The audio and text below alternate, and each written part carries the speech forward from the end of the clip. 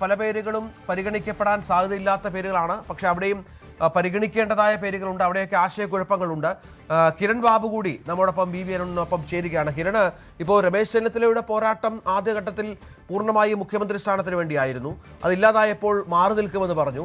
ഏറ്റവും ഒടുവിൽ ആഭ്യന്തരമന്ത്രി സ്ഥാനം എന്ന നിലയിലേക്ക് കാര്യങ്ങൾ എത്തുന്നു. ഇപ്പോൾ കൂടുതൽ ആവശ്യങ്ങൾ ഉന്നയിക്കുകയാണ്. ഇതിപ്പോൾ ഈ 10 വർഷത്തെ ഒരു വരൾച്ചയുണ്ട്, നമുക്കറിയാം, സ്ഥാനമാനങ്ങളൊന്നുമില്ലാതെ. അത് രമേശ് ചെന്നിത്തല മാറി നിൽക്കുക എന്ന് പറഞ്ഞാൽ ആത്മഹത്യാപരമാണ്. അദ്ദേഹത്തെ സംബന്ധിച്ചിടത്തോളം അദ്ദേഹത്തിന് കൂടുതലുള്ളവർക്ക് അത് വളരെ കൃത്യമായി അറിയാം. ഇപ്പോൾ ഈ പുതിയ നീക്കം അത് ഏത് തലത്തിൽ പരിഗണിക്കാനാണ് സാധ്യത? എന്തെങ്കിലും ഒരു അനുരഞ്ജനത്തിലുള്ള മാർഗങ്ങൾ തെളിഞ്ഞു വരുന്നുണ്ടോ?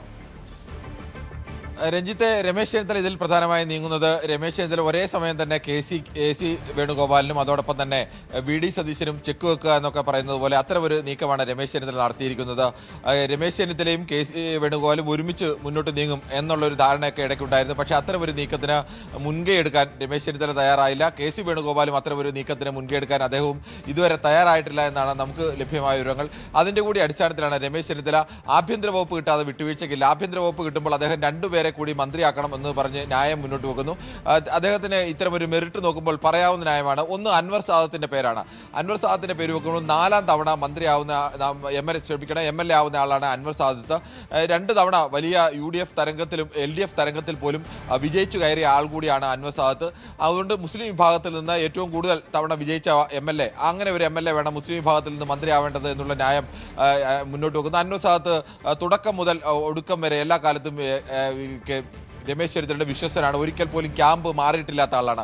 രണ്ടാമത്തെ പേര് അതുവഴി അദ്ദേഹം ഉദ്ദേശിക്കുന്നത് VD സതീശന് ഏറ്റവും അടുപ്പമുള്ള ആൾ, അല്ലെങ്കിൽ VD സതീശന് മന്ത്രിസ്ഥാനത്തെ കൊണ്ടുവരണമെന്ന് ആഗ്രഹിക്കുന്ന ഒരാൾ ഷാനിമോൾ ഉസ്മാനാണ്.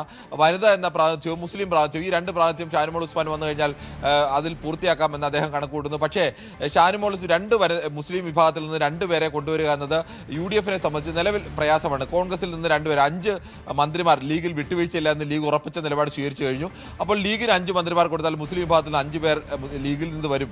പിന്നീട് കോൺഗ്രസിൽ നിന്ന് 2 പേർ കൂടി ആകുമ്പോൾ അത് 7 മന്ത്രിമാർ. ആകെയുള്ള 20 മന്ത്രിമാരിൽ 7 പേര് മുസ്ലിം വിഭാഗത്തിൽ നിന്ന് വരിക, അത് ഒരു സാമുദായിക സന്തുലനത്തിന് പ്രയാസമുള്ള കാര്യമാണ്. അസാധാരണ സാഹചര്യത്തിൽ അത്തരമൊരു തീരുമാനത്തിലേക്ക് എത്താൻ കഴിയില്ല.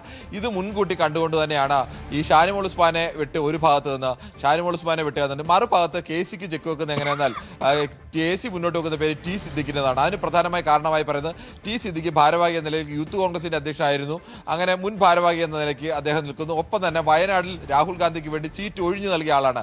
T സിദ്ദിഖിന്റെ പേര് പ്രഖ്യാപിച്ച ശേഷമാണ്. മറ്റൊന്ന്, പ്രിയങ്ക ഗാന്ധിയുടെ മണ്ഡലമാണ് വയനാട് പ്രിയങ്ക ഗാന്ധിക്ക് സ്ഥിരമായി എത്താൻ കഴിയില്ല. അപ്പോൾ വയനാട് ജില്ല നോക്കാൻ അവിടെ നിന്ന് ഒരാൾ മന്ത്രി സ്ഥാനത്തേക്ക് എത്തേണ്ടത് ഹൈക്കമാൻഡ് കൂടി താല്പര്യമാണ്. അതിന് T സിദ്ദിഖിന്റെ പേര് പറഞ്ഞാൽ A ഗ്രൂപ്പിന്റെ പ്രധാനപ്പെട്ട നേതാവുമാണ്. ഇപ്പോൾ KC വേണുഗോപാലൊപ്പമാണ് നിൽക്കുന്നത്. KC വേണുഗോപാൽ T സിദ്ദിഖിന്റെ പേര് തന്നെയായിരിക്കും പറയുന്നത്. ഒരേ സമയം VD സതീശൻ വെക്കുന്ന ഷാനിമോൾ ഉസ്മാനെയും അതോടൊപ്പം തന്നെ KC വേണുഗോപാൽ വെക്കുന്ന T സിദ്ദിഖിനെയും വെട്ടുക, ഈ ഉദ്ദേശത്തിലാണ് അൻവർ സാദത്തിന്റെ പേര് മുന്നോട്ട് വെക്കുന്നത്. മറ്റൊന്ന്, IC ബാലകൃഷ്ണൻ പേരാണ്. IC ബാലകൃഷ്ണൻ പക്ഷേ ഈ മുഖ്യമന്ത്രി പദ മത്സരത്തിൽ അദ്ദേഹം KC വേണുഗോപാലിനും രമേശ് ചെന്നിത്തലയ്ക്കും 2 പേർക്കും ഒരുപോലെ തന്നെ പിന്തുണ നൽകിയ ആളാണ്. അതിൽ ഒന്നാമത്തെ പിന്തുണ KC വേണുഗോപാലിനായിരുന്നു എന്ന പ്രത്യേകത കൂടിയുണ്ട്. പക്ഷേ KC വേണുഗോപാൽ പക്ഷത്ത് നിന്ന് AP അനിൽകുമാറിനെ തടഞ്ഞുകൊണ്ട് KC വേണുഗോപാൽ മറ്റാരെങ്കിലും ഒരാളെ മന്ത്രിസ്ഥാനത്തേക്ക് കൊണ്ടുവരാൻ, അല്ലെങ്കിൽ അത് ഒരു ദളിത് പ്രാതിനിധ്യം എന്ന നിലയ്ക്ക് അടക്കം മന്ത്രിസ്ഥാനത്തേക്ക് കൊണ്ടുവരാൻ തയ്യാറാവില്ല. അത്രത്തോളം അവർ തമ്മിൽ ആത്മബന്ധമൊക്കെ ഉള്ള ആളാണ്. അവിടെയാണ് IC ബാലകൃഷ്ണന്റെ പേര് വെക്കുന്നത്. ഈ T സിദ്ദിഖിനെ ഒഴിവായി കഴിഞ്ഞാൽ വയനാട് നിന്ന് പ്രാതിനിധ്യമില്ലാതാവും, പ്രിയങ്ക ഗാന്ധിയുടെ മണ്ഡലത്തിൽ നിന്ന് പ്രാതിനിധ്യമില്ലാതാവും. അവിടെ ഇവരെ മാറ്റി അതിന് പകരമായി IC ബാലകൃഷ്ണൻ വരട്ടെ എന്നൊരു നിർദ്ദേശം മുന്നോട്ട് വെക്കുന്നു. അങ്ങനെ ഒരേപോലെ ഈ 2 പേരെ മന്ത്രിമാക്കുക എന്നതിനപ്പുറത്തേക്ക് VD സതീശനുമായും KC വേണുഗോപാലുമായും ഒരേപോലെ വിലപേശുക, അല്ലെങ്കിൽ തന്നെ ആഭ്യന്തരമന്ത്രി സ്ഥാനത്തേക്ക് അംഗീകരിക്കുക, ആ സമർത്ഥമായ ഒരു ചതുരംഗക്കളത്തിലെ ഒരു സമർത്ഥമായ നീക്കം എന്ന് പറയാവുന്ന പോലെ അത്തരമൊരു നീക്കത്തിലേക്കാണ്. ഇതുവരെയും വഴങ്ങിയൊക്കെ നിന്ന് തനിക്ക് മുഖ്യമന്ത്രി സ്ഥാനത്തിന് വേണ്ടി ശ്രമിച്ചു, മറ്റ് സ്ഥാനത്തിന് ശ്രമിച്ചു, പക്ഷേ അർഹിക്കുന്ന അംഗീകാരം കിട്ടിയില്ല എന്ന് രമേശ് ചെന്നിത്തല കരുതുന്നു. അതുകൊണ്ട് രമേശ് ചെന്നിത്തല പരസ്യമായി തന്നെ അത്തരം ഒരു ഓപ്പറേഷനിലേക്ക് കടന്നിരിക്കുകയാണ് എന്ന് വേണം കരുതാൻ. അതാണ് സാഹചര്യം. അരുണ്, ഈ സതീശന്റെ കൂടിക്കാഴ്ച അവസാനിച്ചു എന്നാണ് മനസ്സിലാക്കേണ്ടത്. രമേശ് ചെന്നിത്തലയുമായുള്ള ഏതെങ്കിലും തരത്തിലുള്ള ഒരു അനുരഞ്ജനത്തിലുള്ള സാധ്യതകളുണ്ടോ? ഇന്ന് സംസാരിച്ച കാര്യങ്ങളിൽ രമേശ് ചെന്നിത്തല ചില കാര്യങ്ങൾ സ്വാഭാവികമായി ബോധ്യപ്പെടുത്തി കാണും. KC വേണുഗോപാൽ അങ്ങോട്ടേക്ക് വരുമെന്ന് പറയുന്നു രമേശ് ചെന്നിത്തലയെ കാണാൻ. ഇന്ന് തന്നെ തീരുമാനമുണ്ടാകണം, കാരണം നാളെ ഗവർണർക്ക് ലിസ്റ്റ് സമർപ്പിക്കാനുള്ളതാണ്. അപ്പോൾ ഈ പറഞ്ഞതുപോലെ രമേശ് ചെന്നിത്തലയുടെ ആവശ്യങ്ങളിൽ ഏതൊക്കെ സംബന്ധിക്കാനാണ് തൽക്കാലം സാധ്യത? ഈ കൂടിക്കാഴ്ചയിൽ രമേശ് ചെന്നിത്തല തൃപ്തനാണോ? അദ്ദേഹത്തിന്റെ ക്യാമ്പ് പറയുന്നത് എന്താണ്?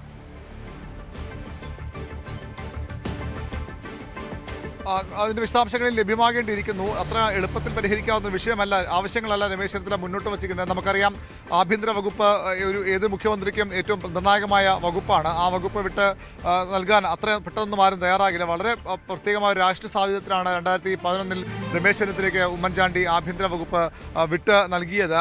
പക്ഷേ അതുപോലൊരു ഹൃദയവിശാലത വി.ഡി. സതീശൻ കാണിക്കില്ല എന്ന് കരുതുന്നവർ തന്നെയാണ് ഏറെയും. കാരണം അദ്ദേഹം മന്ത്രിസഭയിലേക്ക് വരുമ്പോൾ സ്വാഭാവികമായി മന്ത്രിമാരുടെ എണ്ണത്തിൽ പോലും അദ്ദേഹത്തിനൊരു മേൽക്കൈ അവിടെ ഉണ്ടാകാനിടയില്ല. KC പക്ഷം അരടസിലറെ മന്ത്രിമാരെ പേര് മുന്നോട്ട് വയ്ക്കുന്നു. രമേശ് ചെന്നിത്തല അനുകൂലിക്കുന്ന 2-3 അദ്ദേഹം ഉൾപ്പെടെ 2-3 പേർ ഉണ്ടാകും. അങ്ങനെ വരുമ്പോൾ സ്വാഭാവികമായും ആഭ്യന്തര വകുപ്പ് കൂടി ഇല്ലാതായാൽ അത് ഭരണം സുഗമമായി മുന്നോട്ട് കൊണ്ടുപോകാൻ തടസ്സമാകുമെന്ന് വി.ഡി. സതീശൻ തിരിച്ചറിയുന്നു.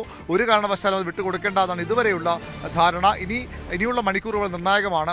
വലിയ സമ്മർദ്ദം ഹൈക്കമാൻഡിൽ ഉണ്ടാവുകയോ അല്ലെങ്കിൽ രണ്ട് പക്ഷവും ഒരുമിച്ച് ആ ഒരു നീക്കം നടത്തുകയോ ചെയ്താൽ മാത്രമേ ആഭ്യന്തര വകുപ്പ് വിട്ടുകൊടുക്കുന്ന കാര്യം വി.ഡി. സതീശൻ ആലോചിക്കുകയുള്ളൂ. ഇപ്പോൾ ചർച്ചയിൽ അത് അദ്ദേഹം മുന്നോട്ട് വച്ചുവെന്ന കാര്യത്തിൽ വ്യക്തതയില്ല. ധനവകുപ്പ് നൽകാമെന്ന് തന്നെയാണ് ഇതുവരെയുള്ള ധാരണ. മറിച്ച് ഏതെങ്കിലും തരത്തിലുള്ള അനുകൂല നിലപാട് സതീശന്റെ ഭാഗത്തുനിന്നുണ്ടാകുമെന്ന് അല്പസമയത്തിനകം വ്യക്തമാകും. പക്ഷേ ഇതുവരെ അത്തരമൊരു സാധ്യതയില്ല എന്ന് തന്നെയാണ് വി.ഡി. സതീശനുമായി ബന്ധപ്പെട്ട കേന്ദ്രങ്ങൾ വ്യക്തമാക്കുന്നത്. അങ്ങനെയെങ്കിൽ എങ്ങനെയാണ് ചെന്നിത്തലയെ അനുനയിപ്പിക്കുക എന്ന ചോദ്യം ബാക്കിയാണ്.